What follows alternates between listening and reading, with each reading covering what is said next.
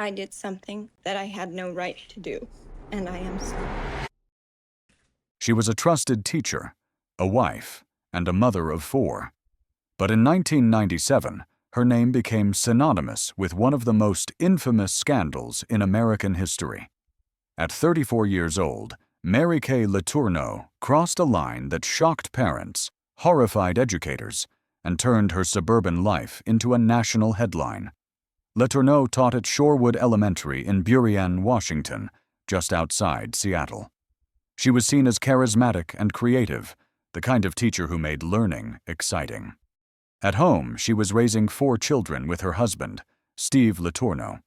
Outwardly, it was the picture of stability, but privately, the marriage was under strain, marked by financial stress and emotional distance. In her classroom was a student who would change everything, 12-year-old Vili Fualau. Letourneau first taught him when he was younger, and later had him again as a 6th grader. The case wasn't just about forbidden attraction, it was about proof, a child born of an illegal relationship. In November 1997, Letourneau accepted a plea deal. She admitted to the charges and was sentenced to 6 months in jail and 3 years of treatment. Judge Linda Lau ordered her to have no contact with Vili. At the time, some viewed the sentence as lenient. The condition was clear: stay away from him, and she could eventually rebuild her life. But only weeks after her release, police once again found Letourneau with Vili, this time in a car parked near her home. The discovery shattered the plea agreement. Prosecutors returned to court, and Judge Lau reinstated the full sentence, 7.5 years in prison. Behind bars, Mary Kay remained defiant. During her incarceration, she gave birth to a 2nd child, fathered by Vili. She wrote letters, tried to communicate with him, and spent time in solitary confinement for violating prison rules. The media continued to follow every development. Morning shows debated whether she was sick, manipulative, or in love. Tabloids splashed her photo across covers, framing her alternately as predator, victim, and scandalous celebrity. In 2004, after serving her full sentence, Letourneau walked free. That same year, Vili, by then an adult, petitioned the court to lift the no-contact order. The request was granted. In May 2005, Mary Kay and Vili married in a highly publicized ceremony in Woodinville, Washington. Nearly 300 guests attended, and television crews covered it like a celebrity wedding. They raised their 2 daughters together and, for a time, lived as a family. But even as years passed, their relationship never escaped the shadow of how it began. The marriage lasted over a decade before Vili filed for legal separation in 2017. They divorced in 2019. In 2020, Mary Kay Letourneau died of cancer at the age of 58. At her request, she was buried quietly, with Vili and their children present. For some, her passing closed the book on a scandal that had consumed headlines for more than 2 decades. For others, it reopened the debate over power, consent, and the lasting scars left behind. From celebrated teacher to convicted felon, from scandal to marriage, the story of Mary Kay Letourneau remains one of the most infamous and disturbing chapters in America's true crime history. You are watching Crime Insider. Don't forget to hit that subscribe button and drop a like on the video. It was supposed to be an ordinary Friday meeting at the biology department, but around 4 p.m., things spiraled out of control. Professor Amy Bishop stood, drew a handgun, and turned a university meeting into a massacre. Amy Bishop held a Ph.D. and taught biology at the University of Alabama in Huntsville. She had earned degrees at prestigious institutions and had published research in genetics and neuroscience. Her colleagues knew her as driven and outspoken. In March 2009, she applied for tenure and was denied. That rejection became a breaking point for ambition turned resentment. Her past held dark moments. In 1986, she shot and killed her brother, Seth, in their family home in Massachusetts. Authorities ruled it accidental, and no charges followed. In 1993, a pipe bomb was mailed to her former supervisor at Harvard. She was questioned, though no charges were ever filed. These episodes lay dormant until the Huntsville tragedy revived them. On February 12, 2010, faculty gathered in the Shelby Center for Science and Technology. Roughly a dozen professors and staff sat around a conference table. Bishop attended, silent, for about 30 to 40 minutes. Then she pulled a Ruger 9mm pistol from her purse and opened fire. She targeted those nearest to her. 3 faculty members were killed instantly: Dr. Gopi Padilla, Dr. Maria Ragland Davis, and Dr. Adriel D. Johnson Sr., while several others were wounded. The gun jammed when a colleague tried to intervene. Others pushed Amy away. She exited the room. The weapon was later found in a second-floor restroom. Police arrived moments later. She was arrested outside. She did not resist. When asked about her victims, she said, "They're still alive." Authorities immediately focused on her denied tenure. Emails and memos revealed years of frustration. She had expressed that the tenure process had been unfair and demeaning. Her husband reported that she visited shooting ranges in the weeks leading up to the attack. Investigators reopened the 1986 killing of her brother. They reviewed records. The initial accidental ruling drew scrutiny. The 1993 Harvard pipe bomb case also resurfaced. No charges emerged, but investigators noted patterns of past conflict and anger. Mental health assessments were conducted as part of her defense claims. Amy was charged with capital murder and attempted murder. The state prepared to seek the death penalty. Her defense pushed for insanity and psychiatric disorders as mitigating factors. In September 2012, Amy entered a guilty plea to capital murder and attempted murder, avoiding a death sentence. In exchange, prosecutors dropped their pursuit of execution. She was sentenced to life in prison without possibility of parole, plus additional life terms for attempted murder counts. Amy is housed in Julia Tutwiler Prison for Women, Alabama's most restrictive women's facility, where she will spend the rest of her life. Her case remains one of the few involving a female academic-turned-mass shooter. Analysts note she defied typical profiles.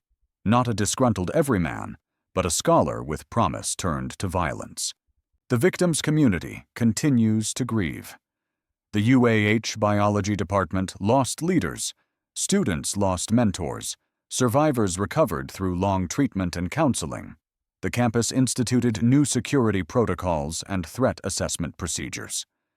Memorials are held near the anniversary each year. From professor to criminal, from ambition to atrocity, Amy Bishop's name still echoes in academia and in headlines as a haunting reminder of how intelligence and rage can intertwine with devastating results.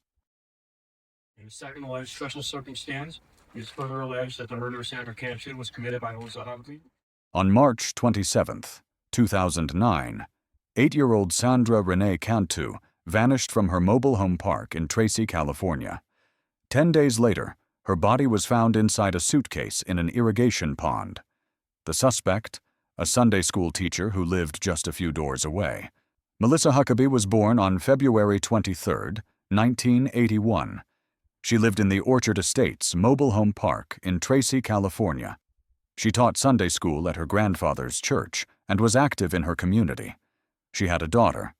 Neighbors described her as quiet, pleasant, and somewhat reclusive. Before the tragedy, few in the area suspected she was capable of violence. She had some personal struggles, including depression, and she and her ex-husband said she had emotional issues, but nothing that foreshadowed what would become one of the most infamous child murder cases in California. On Friday, March 27, 2009, Sandra left her home to visit a friend. Surveillance footage captured her walking through the mobile home park around 3:54 p.m. As evening fell, she was reported missing.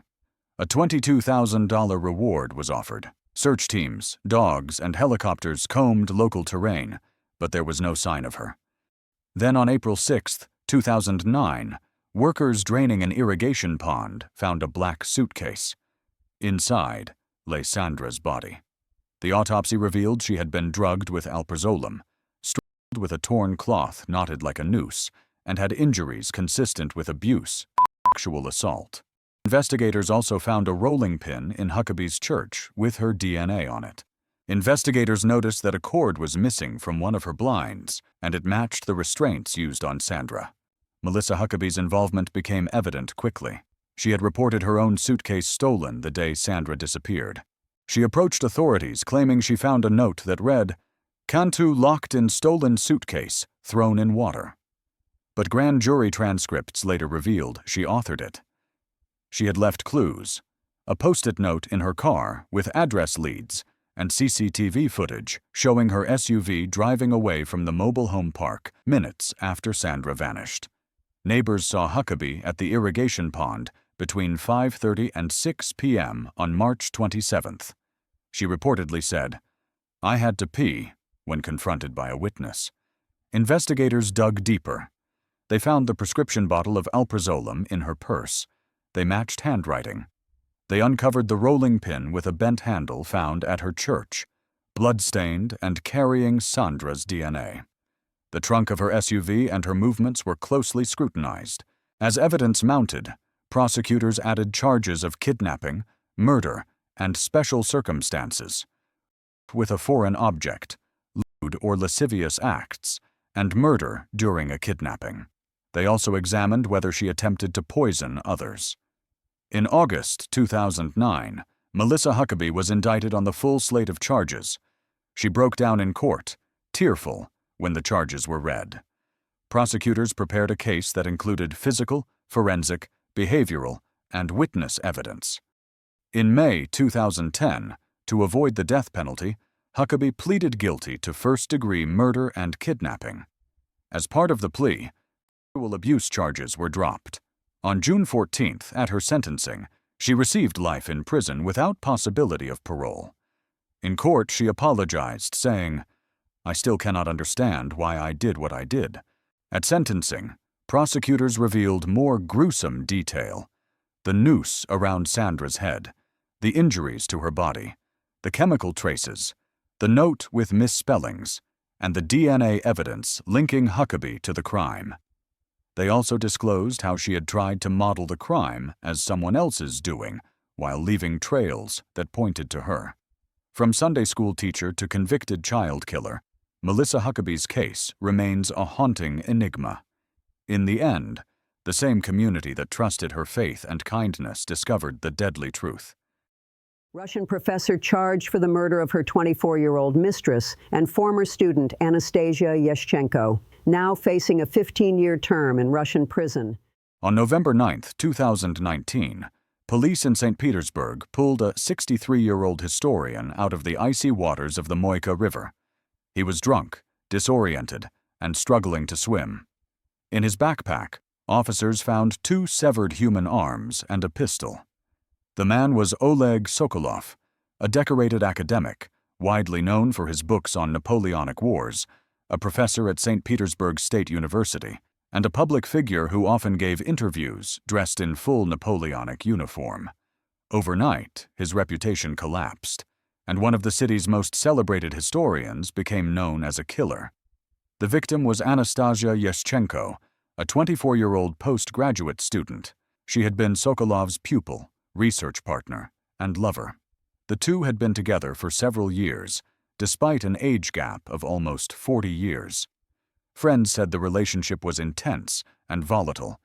Her family later claimed she wanted to end it, while Sokolov grew more controlling and paranoid. Their clashes had escalated in the weeks leading up to her death. Sokolov was not just an academic. He was a showman. He wrote books on Napoleon, lectured on military campaigns, and founded historical reenactment groups. Photographs showed him riding horses in French officers' uniforms, giving speeches with medals pinned to his chest, and reliving battles with sabers and drums. In Russia's academic circles, he was admired as a brilliant but eccentric figure. His ego was as large as his reputation, and students sometimes whispered about his temper and obsession with power.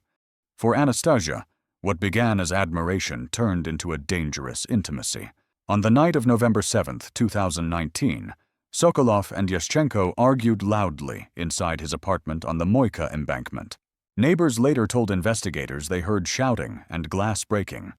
According to prosecutors, Sokolov accused her of insulting his children from a previous marriage. The fight escalated. He retrieved a small sawn-off shotgun and shot her 4 times at close range. Forensic teams later confirmed that 2 bullets entered her head and 2 struck her torso. She died almost instantly. For the next 2 days, Sokolov kept her body in the apartment. He wrapped parts in plastic and began dismembering the remains with a saw. He told investigators later that he intended to hide the body and then stage his own suicide, dressed as Napoleon, at the Peter and Paul Fortress. The plan unraveled almost immediately. Witnesses saw him staggering along the Moika River in the early hours of November 9th, tossing a backpack into the water. When he slipped and fell into the river himself, police were called.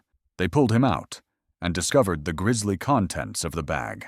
Inside his apartment, officers found Anastasia's torso and other remains. Bloodstains covered the floor. The shotgun lay in a corner. His reenactment costumes hung neatly in the wardrobe, a chilling reminder of the double life he had been living. Respected scholar on the surface, murderer in private. The arrest stunned Russia. Here was a man awarded the French Legion of Honor, often quoted as an expert on European history, now exposed as a killer. International media carried headlines of the Napoleon historian carrying severed arms. Students who once admired him gathered outside the university, demanding answers about how such a man had been allowed to hold a position of influence for decades, despite warnings of his behavior. During questioning, Sokolov admitted to shooting Anastasia and attempting to dismember her. He claimed he had acted in a fit of rage after she insulted his family and attacked him with a knife. His lawyers argued he suffered from psychiatric illness, pointing to his obsession with Napoleon and unstable behavior. Prosecutors dismissed these excuses, insisting this was premeditated murder carried out with cold calculation. The trial began in 2020. In court, Sokolov often wept, begged forgiveness, and blamed his temper. Prosecutors presented forensic evidence: the shotgun shells, the saw, the dismembered remains, and witness testimony about the fights between the couple. Anastasia's parents sat through the hearings, listening as their daughter's final moments were described in harrowing detail. They said she had been planning to leave him and return home before she was killed. In December 2020, the court delivered its verdict. Sokolov was convicted of murder and illegal possession of firearms. He was sentenced to 12 years and 6 months in a high-security prison. The judge emphasized the brutality of the crime and the betrayal of trust between a professor and his student.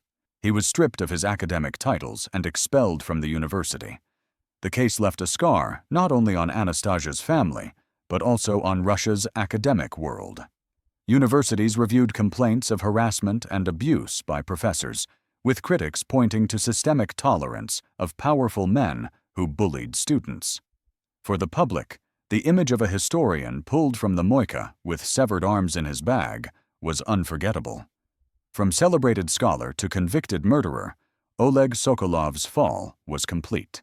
His obsession with history ended with him making history of his own, remembered not for his books or lectures, but for the brutal killing of the young student who once admired him.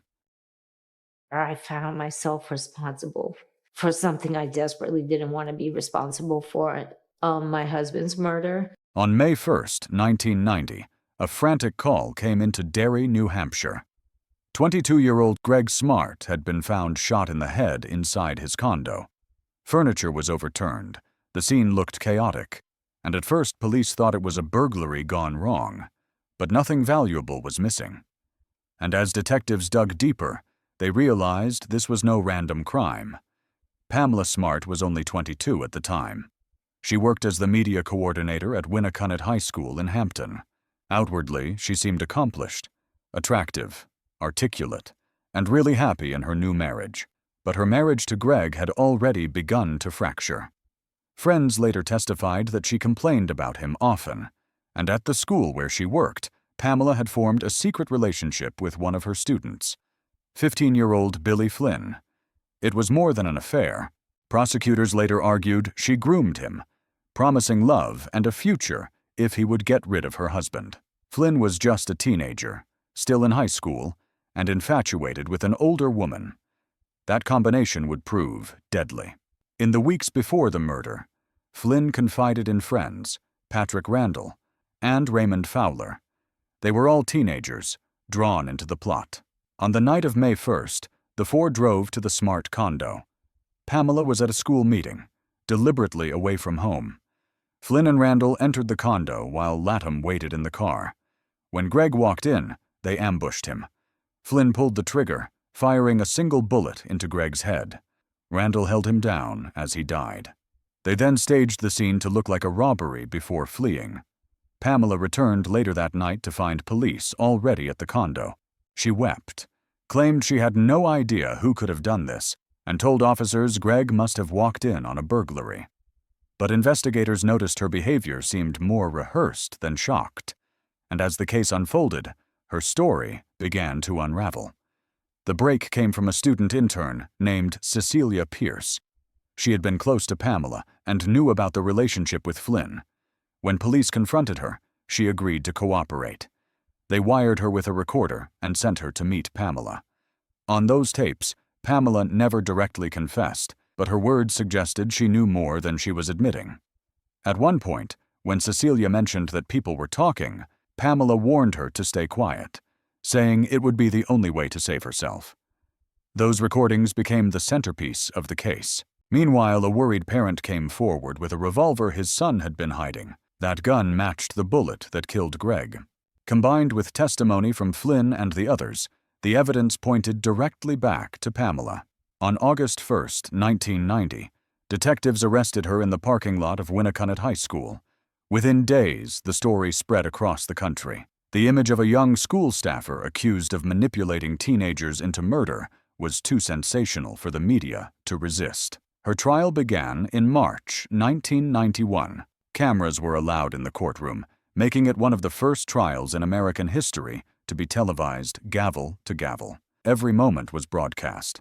Prosecution painted Pamela as a cold manipulator who seduced a boy and used him as a weapon. The defense admitted the affair, but denied any murder plot, arguing that Flynn and his friends acted alone. The teenagers testified against her in exchange for reduced sentences. Flynn described how she pressured him to kill Greg, telling him it was the only way they could be together. Randall and Latham confirmed the planning and the night of the shooting. Fowler described his role as lookout. Jurors also heard the taped conversations between Pamela and Cecilia Pierce. Though circumstantial, the combination of testimony, tapes, and the recovered gun proved powerful. On March 22, 1991, after 2 weeks of testimony and 13 hours of deliberation, the jury returned its verdict. Pamela was found guilty of being an accomplice to first-degree murder, conspiracy to commit murder, and witness tampering. The sentence was life in prison without the possibility of parole. The teenagers received lighter punishments. Flynn and Randall each got 40 years to life, with the possibility of parole after serving 28.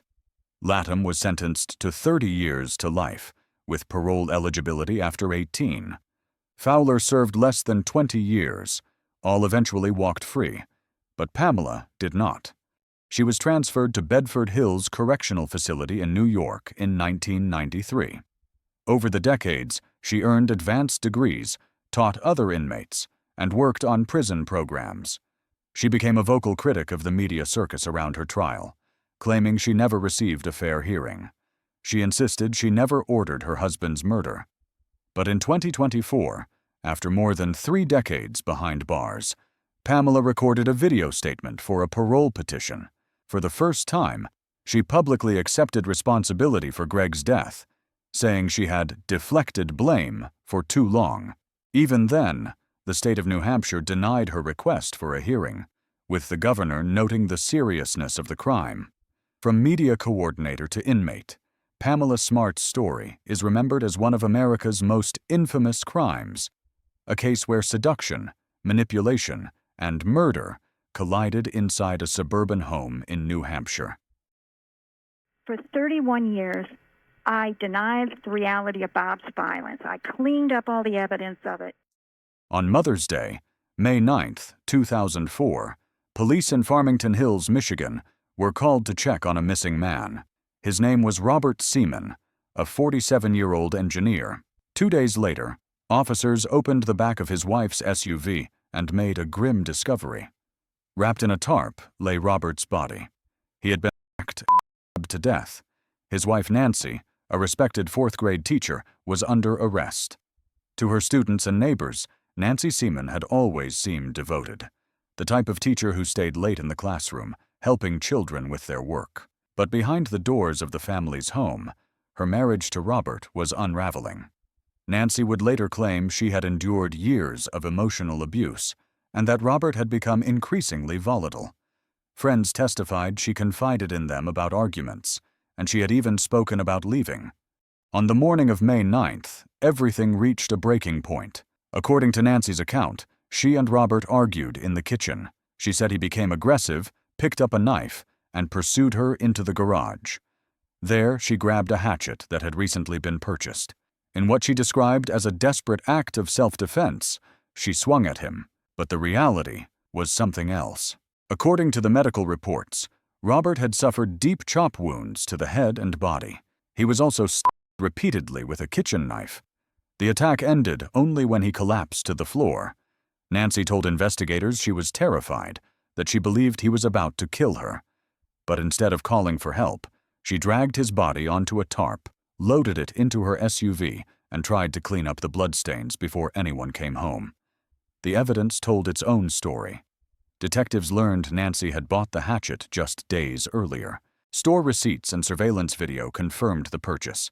They also found duct tape, plastic sheeting, and cleaning supplies. To prosecutors, this looked like preparation, not panic. When police finally located Robert's body on May 11th, the case shifted from a missing person search to a homicide investigation. Nancy was taken into custody and charged with first-degree murder. Her trial began later that year. In the courtroom, prosecutors focused on the number of wounds and the purchases made in advance. They argued she planned the attack, carried it out with overwhelming violence, and then tried to cover it up. The hatchet was not for yard work, they said, but for murder. The defense painted a very different picture. They claimed she was a victim of long-term abuse, pushed to the point where she believed she had no way out. Witnesses testified about the couple's troubled marriage and Robert's temper. Nancy herself took the stand, telling the jury she had been attacked and that her only thought was survival. After weighing both sides, the jury delivered its decision. On November 4, 2004, Nancy Seaman was convicted of first-degree murder and given a mandatory life sentence. But the legal battle didn't end there. The trial judge later reduced the conviction to second-degree murder, saying the evidence for premeditation was thin. For a brief moment, Nancy's future looked less grim. But in 2005, the Michigan Court of Appeals reversed the reduction and reinstated the original conviction. The life sentence stood. Years later, her case is still debated. Supporters argue she was a victim of domestic violence who acted out of desperation, punished more harshly because she fought back. Prosecutors and appeals courts maintain the jury got it right, that her actions, from buying the hatchet to cleaning the crime scene, proved intent. Today, Nancy Seaman remains at the Women's Huron Valley Correctional Facility. From respected teacher to convicted murderer, her fall is one of Michigan's most shocking cases. What began as a marriage behind closed doors ended with a life sentence, and the question still lingers. Was Nancy Seaman a desperate wife defending herself, or a killer who planned the crime in advance? Former Morgan County substitute teacher who's accused of molesting several children. In early 2025, police in Martinsville, Indiana, arrested a 31-year-old substitute teacher named Brittany Fortinberry. To parents and students, she looked like just another young educator, moving between schools in Morgan County. But investigators say she lived a double life, preying on the very students she was meant to guide. What began as whispers of inappropriate behavior spiraled into dozens of criminal charges, each more disturbing than the last. Brittany worked at several local schools, including Martinsville and Eminence High. She had access to teenagers in classrooms and in after-school activities. Detectives allege that she used that access to target vulnerable boys. Court documents claim some victims were as young as 13. She is accused of grooming them with gifts, attention, and eventually coercion. Prosecutors now say she could face between 29 and 47 counts, ranging from child molestation to child abduction. Some of the most damaging testimony came from students who said Brittany threatened them if they spoke out. According to police reports, she warned boys that she would hurt herself if they told their parents. Others said she manipulated them with promises of love, while isolating them from friends who grew suspicious. The pattern, prosecutors argue, was classic grooming, only this time carried out by a teacher who knew exactly how much power her role gave her. As the scope of the case widened, her personal life collapsed. Her husband, Nicholas Brittany, quickly filed for divorce and moved for custody of their child. He told reporters he was blindsided, learning the details only when the arrest made headlines. The family home became a focal point of searches as police collected electronics and evidence tied to the allegations. For the community, the revelations cut deep. Martinsville is a small city where schools are central to daily life. Parents who had once trusted Fortinberry to supervise classrooms now packed court hearings, listening as prosecutors laid out a story of exploitation that had gone on for months. Local stations ran nightly segments as new victims stepped forward. Each update seemed to add another layer of betrayal. In pretrial hearings, Fortinberry's defense attorneys argued that many of the accusations were exaggerated or fabricated. They questioned the reliability of teenage witnesses and claimed investigators had rushed to build a sensational case. But prosecutors countered with the growing stack of digital records. According to them, the evidence showed not only a pattern, but planning, including costumes, photos, and explicit instructions sent over text. By spring 2025, the charge sheet was staggering. Reporters covering the case noted it was one of the largest of its kind in Indiana in recent years. Judges scheduled hearings through the summer, with trial dates set for June. If convicted, Fortinberry faces the possibility of decades in prison, potentially a sentence that would keep her behind bars for life. Forensic psychologists interviewed by local outlets noted that the case highlighted an often overlooked reality, that predators in positions of trust are not always men. The shock factor, they said, was part of why victims hesitated to come forward. Many of the boys didn't believe anyone would take them seriously if they said a female teacher had abused them. Prosecutors later confirmed that hesitation gave Fortinberry room to continue her actions longer than she might have otherwise. As of mid-2025, she remains in custody, awaiting trial. Each hearing draws national headlines. Parents from the district continue to voice anger, asking how warning signs were missed. School administrators have announced new training for staff on spotting grooming behavior and protecting vulnerable students. From teacher to defendant, Brittany Fortinberry's story has shaken Indiana. The charges against her are still unfolding, and the final verdict is yet to come. But even before a jury decides, her case stands as one of the most disturbing examples of abuse of power inside American classrooms. In the end, it is not only about the accusations, but the breach of trust. A teacher, entrusted with shaping young lives, now accused of exploiting them in the darkest ways. Instead of teaching subjects like math and English, she showed him pictures and asked him about his private parts. In 2018, the city of Goodyear, Arizona, was shaken by one of the most notorious teacher scandals in recent memory. At the center of it was Brittany Zamora, a 27-year-old sixth-grade teacher at Las Brisas Academy. To parents, she appeared young and enthusiastic, someone who connected with children in a positive way. But behind that classroom image, investigators found that she was hiding an illegal relationship with one of her 13-year-old students. It began with messages as students were allowed to contact Zamora through a classroom app, but she extended those conversations to text. At first, the exchanges looked casual, but within weeks, the tone shifted. Prosecutors later revealed that the messages turned flirty, then quickly moved to sharing explicit and nude photos. She wrote about wanting to be with the boy and urged him to keep everything secret. In February of 2018, the relationship escalated. According to police records, the encounters took place in her classroom during school hours. While other students were distracted with a video class, Zamora engaged the boy at her desk. In some cases, a second student acted as a lookout. There were also meetings outside of school, in her car, in remote spots, and even in her home. Another student, who was only 11, later told police he saw part of what happened. The truth surfaced when the victim's stepmother noticed changes in his behavior. She put a monitoring app on his phone, and it flagged inappropriate messages. When she confronted him, he admitted what had been going on. His parents checked the texts themselves, shocked by what they found, and immediately went to the school and the police. Goodyear detectives moved quickly. They seized the phone, preserved the digital evidence, and built a timeline of messages and photos. According to court filings, Zamora and her husband even called the victim's parents after suspicions grew. They begged the family not to report it, saying it would ruin lives, but by then, the evidence was overwhelming. In March 2018, Zamora was arrested. She was charged with multiple counts of sexual conduct with a minor, attempted molestation, and public sexual indecency. The case became national news overnight. Cameras followed every update. Parents of Las Brisas students expressed disbelief, some describing her as the last person they expected to be accused of something like this. As the case developed, details from interviews with students horrified the community.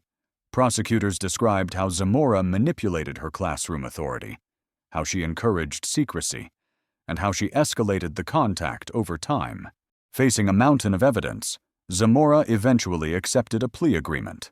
In July 2019, she pleaded guilty to conduct with a minor, attempted molestation of a child, and public sexual indecency. Other charges were dropped under the deal. Prosecutors requested the maximum sentence of 27 years, but the judge imposed a sentence of 20 years in prison, to be followed by lifetime probation. Zamora was also ordered to register as a sex offender. The victim's parents spoke in court. They said their son's teenage years had been stolen, that he had been pressured and manipulated by someone he trusted. They called Zamora a predator and urged the court to impose a sentence that reflected the harm done. The boy himself submitted a statement, describing how the abuse had changed his life permanently. Zamora apologized at sentencing. She told the court she regretted what she did, and that she wasn't a danger to society. But the judge disagreed, making it clear that her actions represented a profound abuse of trust. The 20-year term meant she would be nearly 50 by the time of release, with no chance to teach again. The fallout extended beyond the criminal case. The victim's family filed a civil lawsuit against the Liberty Elementary School District and Zamora's husband, arguing that administrators failed to act on warning signs. According to that lawsuit, weeks before the arrest, 3 girls had told the principal they were worried about Zamora's behavior. The principal reportedly followed up with only one of those reports and did not notify parents. Attorneys for the family argued that faster action might have prevented further harm. As the case moved on, Zamora's personal life collapsed. She divorced her husband while in prison. She withdrew from the spotlight, but occasionally resurfaced in news reports. In 2023, People magazine reported that she had become a certified tutor inside Perryville Prison, where she began teaching fellow inmates under supervision. The irony was not lost on the public. A teacher convicted of abusing a student was now teaching again, but this time behind bars. Her projected release date is March 2038. Until then, she will remain in state custody. Even after that, lifetime probation and offender status will follow her.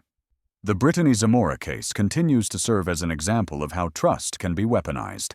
Parents across Arizona demanded reforms to how schools monitor digital communication between teachers and students. Administrators reviewed reporting protocols, and legal commentators noted how rare it was for a female teacher to receive such a lengthy sentence. From admired classroom figure to convicted offender, Zamora's fall was swift and absolute. In 2017, a Tennessee teacher named Tad Cummins made national headlines for all the wrong reasons. What started as a classroom mentorship between a teacher and his 15-year-old student ended with an interstate manhunt that shocked the country and exposed the hidden dangers of grooming within schools. Cummins was a 50-year-old health sciences teacher at Culleoka Unit School, a small public school south of Nashville. His student, Elizabeth Thomas, was a quiet, artistic teenager who had struggled with family instability. To classmates, their connection seemed unusual. She spent extra time in his classroom, often staying after hours. Other students said he treated her differently, complimenting her appearance and finding reasons to keep her behind after class. By early 2017, rumors had reached the school administration. Some students reported seeing Cummins and Elizabeth kiss in the classroom. The school suspended him and ordered that he have no further contact with her. But investigators later discovered that he ignored those orders, continuing to message her in secret. On March 13, 2017, Elizabeth disappeared. Cummins was gone too. Authorities soon realized he had taken her. He left behind a note for his wife, Jill, claiming he was going away to clear his head. Within days, the Tennessee Bureau of Investigation issued an Amber Alert and classified the situation as an abduction. Investigators traced his car moving south through several states. He had disabled their phones, changed license plates, and used cash to avoid detection. For the next 38 days, they disappeared completely, from Tennessee to Alabama, Arkansas, Oklahoma, and finally California. The pair lived off the grid, sleeping in remote motels, and later hiding in a cabin in Siskiyou County, near the Oregon border. Cummins told strangers they were a traveling couple named John and Joanna. He tried to disguise himself with a beard and altered hair color. Witnesses who later spoke to reporters said they looked anxious, but polite. Back in Tennessee, Elizabeth's family launched a desperate search. Her father appeared on national television pleading for her safe return. Detectives worked with the FBI to track Cummins' movements, piecing together security footage from gas stations and stores across multiple states. Each image showed the same thing: a middle-aged man with a teenage girl who seemed afraid to speak. The breakthrough came when a local resident in Northern California recognized them from a missing persons bulletin. He called police after spotting their car parked near a remote cabin. Federal agents surrounded the area the next morning. Cummins surrendered without a fight. Elizabeth was found inside, physically unharmed, but emotionally devastated. Investigators described what they found inside the cabin: survival supplies, disguise items, and notebooks filled with plans and journal entries. Evidence showed that Cummins had carefully prepared for the abduction, packing firearms, cash, and documents weeks in advance. His goal was to reach Mexico before anyone could find them. When questioned, Elizabeth told authorities she had been manipulated and controlled. She said Cummins made her believe they were in love, but she now understood that he had used his authority to isolate her from family and friends. Prosecutors called it textbook grooming, a deliberate process where a trusted adult blurs boundaries and exploits emotional vulnerability for control. Cummins was charged in both Tennessee state court and federal court. Federal prosecutors took over the case, arguing that he had transported a minor across state lines for illicit purposes. In April 2018, he pleaded guilty to 2 charges: transporting a minor across state lines for sexual conduct and obstruction of justice. The plea deal avoided a trial that could have forced Elizabeth to relive the ordeal in open court. During sentencing, the judge called his actions a calculated betrayal. Cummins received 20 years in federal prison, followed by lifetime supervision as a registered sex offender. His wife filed for divorce soon after his arrest, saying she could never reconcile what he had done. For Elizabeth, the recovery took years. In later interviews, she said that what looked like affection was actually control, a teacher using trust as a weapon. She described being scared, isolated, and convinced that no one would believe her if she tried to escape. In her words, "It was a nightmare I didn't know I was living." Her courage in speaking out has since helped shape public understanding of grooming and power abuse in schools. Advocacy groups and law enforcement agencies now use her story in training programs to teach educators and parents how early boundary violations can escalate into full-scale exploitation. Cummins' case also led Tennessee legislators to push for stronger background monitoring and digital communication policies for teachers. School systems across the state introduced new rules restricting private messages between teachers and students. As of 2025, Tad Cummins remains in federal custody. His projected release date is 2035, when he will be 68 years old. Elizabeth Thomas, now an adult, lives privately and continues to advocate for victims of manipulation and abuse. The story of Tad Cummins isn't just about one teacher and one student. It's about how a trusted figure can use familiarity to disguise danger. It showed how grooming can start with small acts of attention and end with a cross-country disappearance. In the end, it took 38 days, multiple agencies, and one alert citizen to bring a child home and to expose the danger that can hide behind a teacher's smile. She was a young teacher, only 27 years old, working inside a Kentucky juvenile detention center. But in 2025, Elena Bardin wasn't praised for guiding troubled youth. She was accused of betraying them, manipulating them, and plotting the most unthinkable crime of all. Bardin had been hired to teach at the Adair County Juvenile Detention Center. Her job was supposed to be straightforward, provide structure, lesson plans, and a sense of normalcy for teenagers in custody. For many of the juveniles, education was the one stable part of their day. Bardin was seen as approachable, with a calm demeanor, and at first there was little to suggest anything unusual. Outside of the classroom, she was married. By all accounts, her home life was strained, but nothing about it foreshadowed the shocking revelations that would soon make headlines across the state of Kentucky. On March 27, 2025, staff conducted a routine search of the juvenile living units. In one of the bunks, they found handwritten notes and inappropriate content. At first, officers thought it was simply contraband, but the writings hinted at a relationship, and investigators quickly traced it back to Bardin. The evidence pointed to more than a teacher who had blurred boundaries. According to the Kentucky State Police, Bardin had encouraged a detainee to harm her husband. What began as misconduct now looked like solicitation, an allegation that stunned both her colleagues and the public. On April 2, 2025, State Police arrested Elena Bardin. She was booked into the Adair County Jail and charged with solicitation to commit murder, first-degree misconduct with a minor, and distribution of inappropriate materials. News spread quickly. Local television stations ran footage of her in handcuffs, escorted by troopers. In the community, outrage grew. Parents asked how a teacher inside a secure facility could cross such lines. Critics questioned how long the relationship had been developing before anyone noticed. At her first appearance, Bardin entered a plea of not guilty. Her attorneys argued the prosecution was exaggerating, claiming that while her conduct had been inappropriate, she had never truly intended harm. They called the idea of a murder plot an overreach, words taken out of context, not evidence of conspiracy. The state painted a different picture. Prosecutors claimed Bardin feared the fallout of divorce, the custody battles, the financial strain.